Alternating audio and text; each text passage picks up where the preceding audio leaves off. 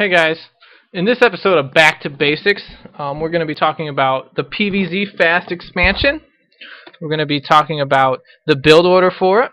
Protoss vs Zerg fast expansion is the standard build, and Protoss vs Zerg is the first build you should learn when you're learning that matchup, and it's probably the strongest in 80% of cases.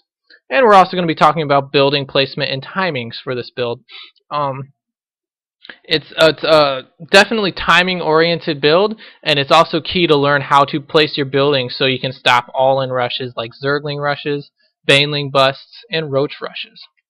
Alright, so let's get into the replay here. It's going to be watching my screen only again. Again, we are focusing on fast expansion. The build order for fast expansion, if you I don't know if you guys have a pen and paper, I probably would get that down, is 9 pylon at your ramp outside your base. You want to build your pylon.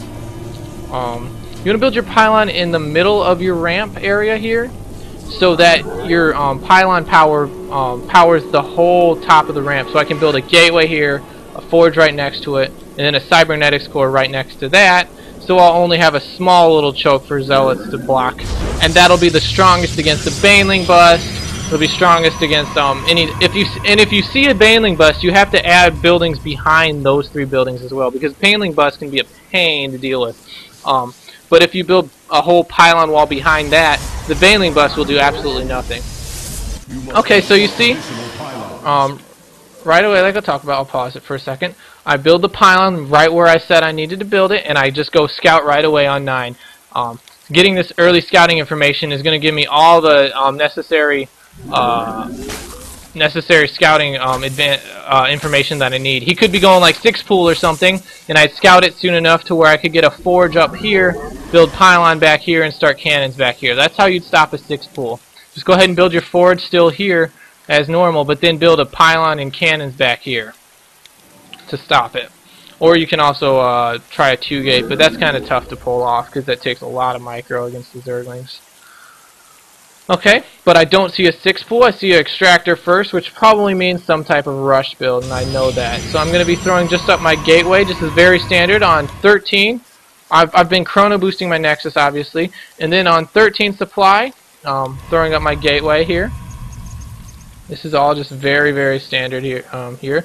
And while notice this, it's all about efficiency, getting all the extra minerals you can. While this gateway is building, I don't want to send my probe all the way back here empty-handed, so I go ahead and mine a mineral patch from down here and send it to my base. That just gives me, I mean, that's 5 extra minerals that my probe might as well do. I mean, it's not any longer of a travel distance. Just these little things add up in the big scheme of things, I should say. And learning all these little tricks will really help your game in the long term for newer players. Alright, so I did see a spawning pool, and I do see the extractor. This definitely gives me an idea that he's going for a rush build, and I know this. But I still don't want him to be able to expand here. So I'll just throw down this pylon. Not gonna costing me 100 minerals, but it gives me vision of his ramp, and it also just lets me know that he can't expand here, which means he'll either have to expand to a gold, or he'll just have to wait till he kills that pylon to expand. Either way, might I add, good for me. So yeah, my gateway here, forge right next to it. I don't think this wall's off though. This is not good for me. You need your forge and cannon, or forge and gateway right parallel with each other, and when they're like this, Zerglings can slip through actually. And he's just gonna run right by here. I didn't even notice the Zerglings run in. I was scouting. Like I said, I thought he was going to be taking a gold expo. I checked both these Zelnaga towers with a zealot and a probe to check, and that was kind of dangerous for me because he's able to get 4 Zerglings in here, and he's just going to be picking away at this pylon. Going to get this second zealot out here. So I got 2 zealots out, so I'm safe. So I'm going to be taking my Nexus. Alright, notice I just get my gateway and my forge up, then I take my Nexus as normal. He is putting on some early pressure, but it's only some zealots. And how I'm going to deal with this is just throw up cannons. I mean, so he can't run by. That's easy. I mean, throw up pylons so he can't get by. That's easy enough. I don't want him to be able to run past. But like I said, I think he can run by here, which is really frustrating. Now I'm throwing up cannons here.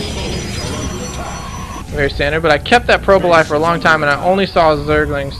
So I know that he's just massing Zerglings. So this is a reactive build when you're expanding like this. I see a lot of Zerglings, so I'm just going to continue to build Zealots and continue to defend against this. I don't need to build any gases yet.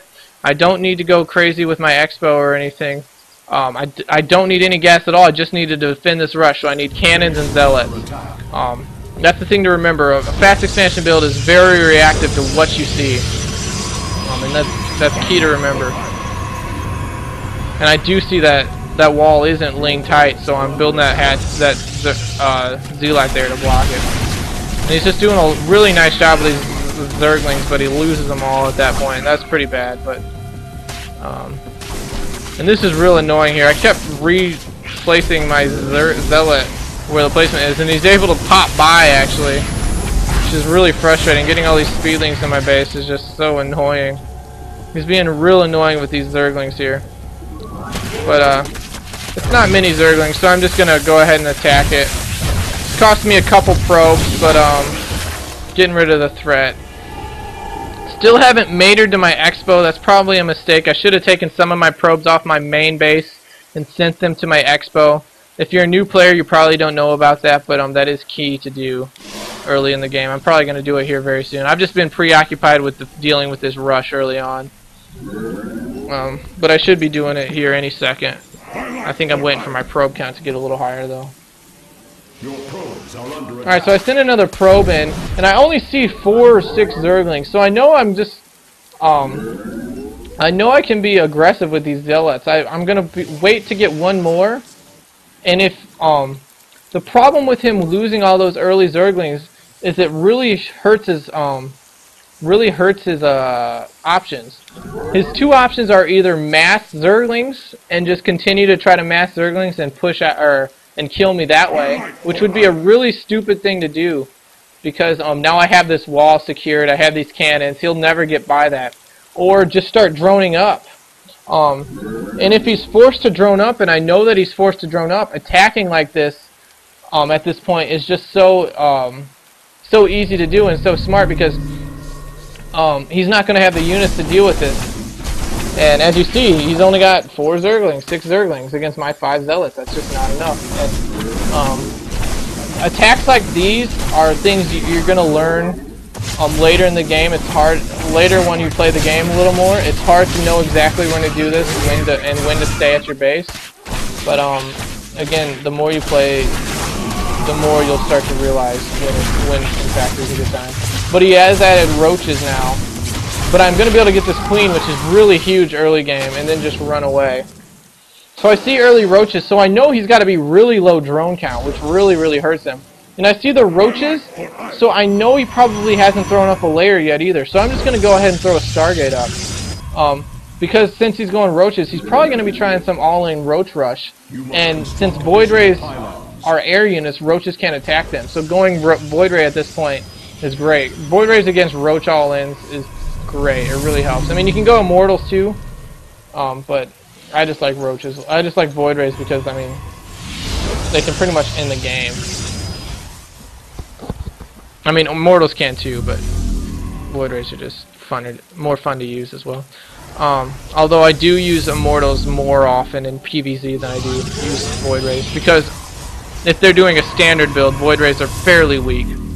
But if he's doing a build like this, Void Rays are very strong. Again, it's more reaction. I'm responding to what I see him doing. Response, yet again. That's what this game is all about. That's why my name is Response. It's being reactive to the player you are playing, reactive to what you scout. And again, like I knew he was going to do, he's going roach all in, so I'm just going to add a cannon. And this isn't really going to hurt me. I have enough cannons here to be able to deal with this. I'm just gonna build my wall back a little farther and be fine, because he can't reach my cannons have longer range than the roaches, so he can't reach my cannons.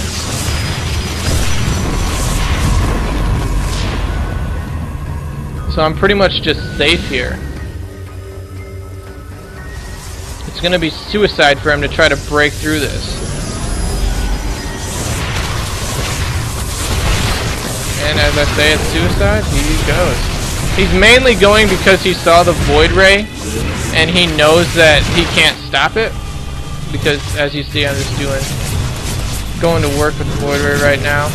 Kind of forgetting about it, but it's okay. I get a drone kill. He was smart about it and built an extra queen. That's a thing that a lower level Zerg player wouldn't do, is build that extra queen. But he knows that he can build that. He knows that he needs that extra queen against Void Rays. And now my Void Rays are just gonna go to work on these roaches. He can't attack them. There's nothing he can do against them. So I might as well attack, or might as well do some damage against them. Okay, let's talk about what I've seen. I've seen him. He has this expansion up. He's got these queens. He has quite a few queens, which means he probably still hasn't built a lair yet. So my reaction to that is I'm just going to go ahead and throw down a Dark Shrine. Usually, I almost never get a Dark Shrine in Protoss vs. Zerg. But in this situation, because I see he has so many queens, I see that he's been going so many roaches, I know that he probably hasn't been able to afford a lair as well. So just throwing that Dark Templar Shrine down is going to be perfect because he won't have any detection against it. Again, just trying to be annoying with these Void Rays as much as possible. But queens do fairly well against Void Rays, to be honest. That's why I don't like to go them very much. But once you get a critical mass of them, obviously, queens stop being effective. And I can kill his scouting overlords. They're very helpful if you use them properly. And I'm warping in my first DT.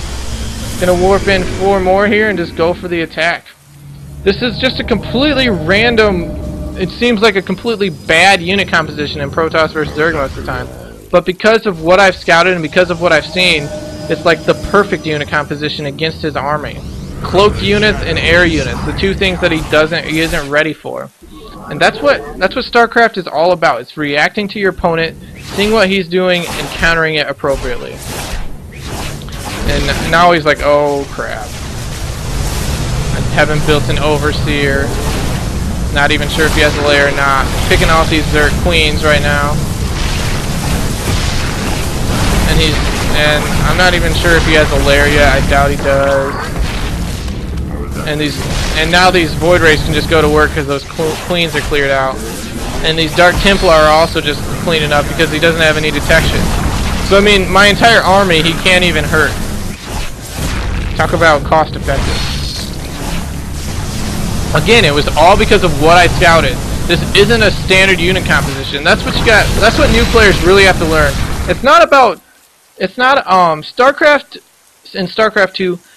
Copying builds and seeing what the pros do is great, and but it's really about reacting to your opponent too. So if you see your opponent doing this style, do this build, do this type of thing, but don't do this build on a regular basis. The fast expansion, yes, but the follow-up, no. Not DTs, not Void Rays. Generally, you want Immortals, you want High Templar, you want Colossus. But in this situation, because of what I saw, I was able to use my units effectively in the game. I hope you guys understand that. I hope that wasn't too confusing. I'll be talking more about that in other videos. That's one key thing when you're watching any of my videos is to remember, is that it's all reaction. A lot of it is reaction based, as well as knowing the builds. All right, this has been Response. Signing off here. Thanks. Bye.